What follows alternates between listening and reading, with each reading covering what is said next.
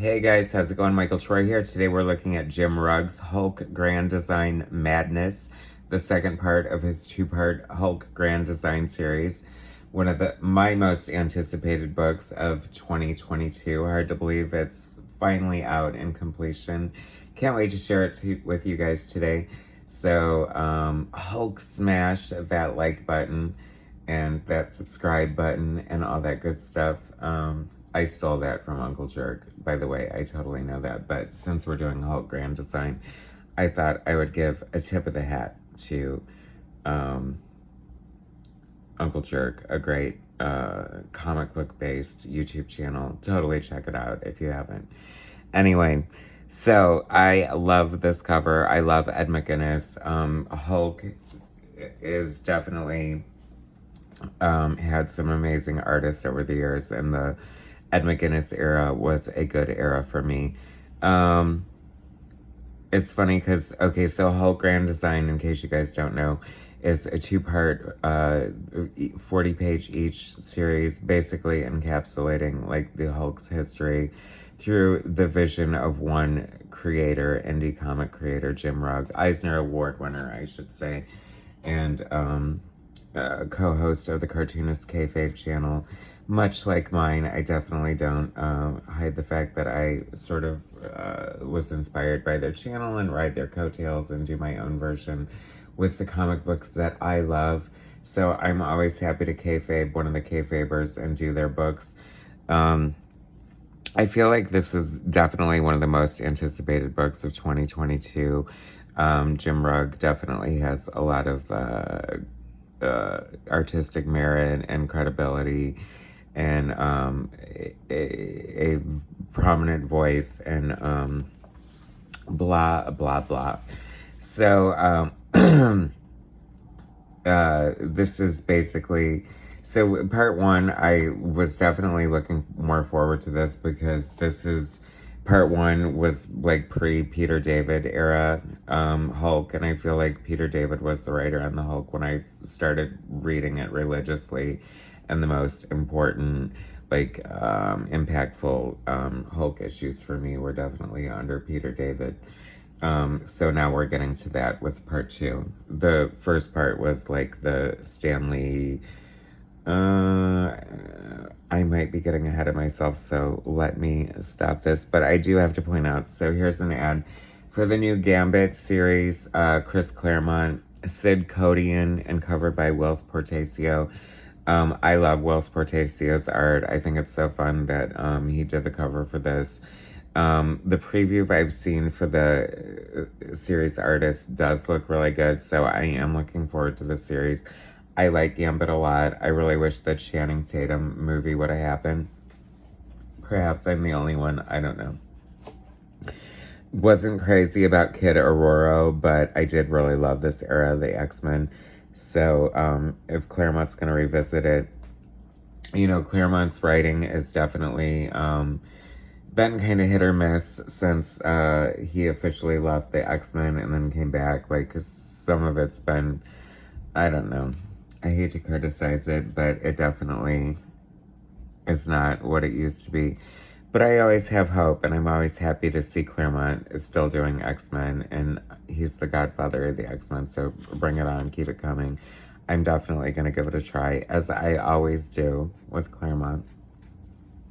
I usually fall off, but oh well.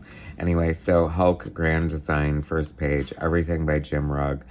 Editor Wilmos with Alana Smith, editor-in-chief C.B. Cebulski.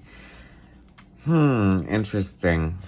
I wonder how C.B. Cebulski's history as Marvel's editor-in-chief will compare to people like Jim Shooter and Bob Harris and Stan Lee. I wonder. Anyway, so Jim Rugg is definitely getting his homages in. He's got all the little corner boxes here. That's Dale Keown's. Some of these look so, like, I don't know if they're traces or just the actual original images. I mean, a lot of them look exactly like the original, like that Dale Keown. That's no way. That's just a Jim Rugg homage. That looks like a Kubert Hulk there. I feel like Liam Sharp for sure right here. Gary Frank, Jeff Purvis, Dale Keown, Sam Keith. Let's go with that. So, and this is definitely looking like Sal Buscema's. So I think this is actually explaining that this is the year that Hulk was like in space or in another dimension or something, which Bill Mantlo did, I think, and that's when John Byrne had him return to Earth or whatever. And it's interesting because there was like an Alpha Flight crossover or something, and no like offense or whatever, but it just casually mentions here Alpha Flight's Sasquatch helps Hulk and Banner. It's like you have a scene in this here, it's like he fights the Brood and it's just like this silhouette panel. It's like, oh my god, if I had the chance to draw like a Sasquatch and the Hulk together, I would be drawing the crap out of that. And I just feel like because, you know, this is basically one creator's vision. He can tell the history of it however he wants. But I just think that, like, if you have an opportunity to show Hulk and Sasquatch together, you take that opportunity. I love this here. This is kind of reminiscent of what Ed Piskor does with the bright whites, like, against the sort of, like, purposely colored to look like newsprint pages, and then you have like this pop of white going off of it. Interesting. This is definitely the era of, so Hulk has just come back from Earth. John Byrne has taken over the book. This definitely looks like a total direct homage to like John Byrne's art. That is definitely the kind of line work that Byrne was doing on the series. You know, that's the same dress and color that Jen had on Jennifer Walters, his cousin She-Hulk, when he was in the hospital. And oh my god, I just realized, I think that like another missed opportunity, once again, no offense, Jim Rugg, but you didn't draw Wonder Man in his red leather, like, village person outfit that John Byrne gave. And, like, where are the Hulkbusters? I think they're just, like, casually mentioned. Like, it just would have been so much fun to, like, have, like, a big image of, like, you know, Doc Samson with his, like, ponytail and his red leather costume. And kind of a missed opportunity, I have to say.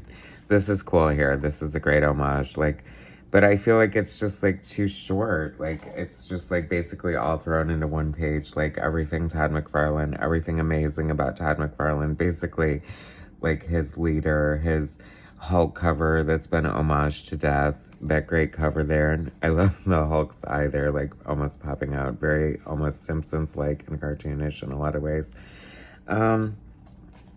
That was when X Factor was in the book. I think we're definitely, yeah, I mean, obviously we've moved on to the Peter David era here. And it's, I have to say, interesting choices as far as, like, the visuals are concerned. And what Jim chose to, like, show and reference. Like, I feel like that's just me. I don't know. Who knows? Like, you know, it's like you only have so much room. You have like 80 pages to tell like 500 issues of Hulk. So it's like you have to cherry pick the best things. But some of it, I don't know, I hate to say, just falls like slightly flat. I hate to make that criticism. But this is like, you know, this is like from McFarlane's run. And I can just see like the gorgeous cover of like that huge gray Hulk with the big box head, like holding Betty, and the big gorgeous like McFarlane moon with every like circle and divot and crater and the moon, you know, in the background. Now this is very cool here. This seems like, and I'm actually happy to see this because I think that Mr. Fix-It era, just from a lot of the interviews that I've seen with Jim Rugg, was definitely like a highlight for him, or definitely like one of the things, like the Jeff Purvis art definitely drew him in. And did we already do the There's like one panel. Oh, we haven't gotten there yet. But anyway, this looks cool. This looks very indie, very like what you would see from Jim Rugg, I feel. Like this is definitely leaning into his artistic style, and I think this is a great page with a great layout, great composition, and really nice execution. Because the art is a little, I can't lie, a little hit or miss in this issue. Some of it seems slightly rushed, but there are definitely like plenty of money shots, and overall it's very satisfying. And that's totally like a, you know, a Dale Keown pit looking Hulk right there. So, oh, and then there we have the Sam Keith Mr. Hyde fight homage right there. So that's very cool. I mean, one of the best issues of Hulk ever, right? And then we have this obvious Dale Keown homage page here, which is kind of interesting because I feel like we're sort of, oh, maybe not necessarily hopping around in continuity. But this is some really nice storytelling, and I really like the visuals on this page here. And the transformation. Like, a Hulk transformation is always an exciting thing to see in any form of medium. Oh, okay, Jim, I have to take it back. Here we go with the Doc Samson and his red leather costume, but it's in green lighting and barely visual. I mean, whatever. What have you got against leather, daddies? Oh, I guess it's not Hulk Red Room. Anyway, hilarious, right, guys? Love that. This is such a cool panel. That is so amazing. I love it. Like, these two pages are a lot of fun. I feel like this is sort of like the bread and butter, I guess, if you will, of like Grand Design. Like, this is very, very cool. I very much like how all of this is done and how this is laid out and plays. And like, these Hydra men are very, you know, he definitely goes from like straight up like homages, pretty much swipes. I mean, obviously you can't not say that that's not, you know, a swipe of Larry Stroman's like Hulk cover right there. Or I mean, X Factor cover. And obviously Infinity Gauntlet and whatnot. But then he comes back and like gives us like this super fun like very indie kind of looking feeling leader there. All right. Getting a little more of my red leather Doc Samson. Now, I don't want to give you all the wrong idea, okay? It's not like I'm obsessed with it or something. That's a fun panel right there. And of course, Future Imperfect. I died when that came out. See, I would just like, I don't know, like to see a little more. Like, I'd like to see, like, show us the scene from Future Imperfect. Show us that bitchin' trophy room that George Perez drew the hell out of. You know, I say it like it's just like snapping your fingers and doing it or whatever. But anyway, I digress. That's my homage to Peter David, but I digress. The famous scene from Liam Sharp's run when when Hulk had like this fake dragon fin on. And kudos to Jim Rugg. I think that he is definitely trying to get the fin right, because the fin is supposed to come out like almost perpendicular. Like, that's a little too perpendicular. I feel like it's a little bit more of a 45-degree angle, but I'm sure someone will be happy to correct me in the comments about the proper way to draw a Savage Dragon's fin. You know, some of it, that's what I'm saying. Like, some of it is like, oh my god, here comes FedEx. I gotta like hurry up and draw this shit. And then just like looks a little rushed and like amateurish. But then, I mean, as a whole package deal though, I'm really like overall excited and satisfied with the whole project. And I think it's great. Bring it on. I'd be happy to see more Grand Designs. But that said, and this is one of my only criticisms with Grand Designs, and I think this perfectly, like, I don't know, like, just, you know, obviously decades worth of history of a character, but so many great, like, moments. I don't know, I just feel like every page should be like this. Every page should be explosive and exciting, and just, like, there's just so much to pack into it. And like I said, for the most part, it really does look great. And I do like the coloring. I think that looks awesome. And I know Jim had a big hand in the design of the book, the grand design of the package, and just the way it would look and whatnot. So, I thought it was so strange that Heroes Reborn was included. I thought he was going to end with, like, the Peter David, and it feels like he went a little bit beyond that, and I'm glad. But once again, a missed opportunity here. It's like, why just show these repenned pages? I don't know. Maybe I'm, like, not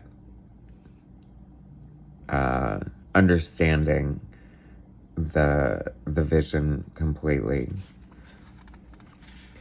But I was happy, even though I, like, didn't really, I mean, I pretty much was out of there after Peter David left. But I'm familiar with, you know, Red Hulk, and I did love Jeff Loeb and Ed McGuinness's, what do you call it, Hulk, and World War Hulk and Planet Hulk obviously looks super cool. And this is just gorgeous. I mean, this is pretty epic right here. This is very, like, reminds me a little bit of, like, the history of the DC universe, like, kind of the collage stuff that George Perez did with that. But that's looking like Ladron and Lionel Yu, maybe. Lots of different John Romita Jr. I see you, Jim Rugg. It's funny how prominent Lionel Francis Gio still is at Marvel. And I have to say, with good reason. I mean, that's a really cool looking ad right there. The Maestro. I don't know, that's fun. I do love it. Congratulations, Jim Rugg. I mean, this is definitely a cool-ass book. Well worth the wait. Clear your shelf for your next Eisner. I think it's amazing. If you guys haven't read this, totally worth checking out. The History of the Hulk, Jim Rugg's Hulk Grand Design, Part 2, Madness. Beautiful Ed McGuinness cover. Artie dog-eared. Great Jeff Darrow cover, too. Anyway, thanks for watching, guys. Subscribe to my channel if you haven't already. Hit that like button. Share my content, and I'll bring you some more soon.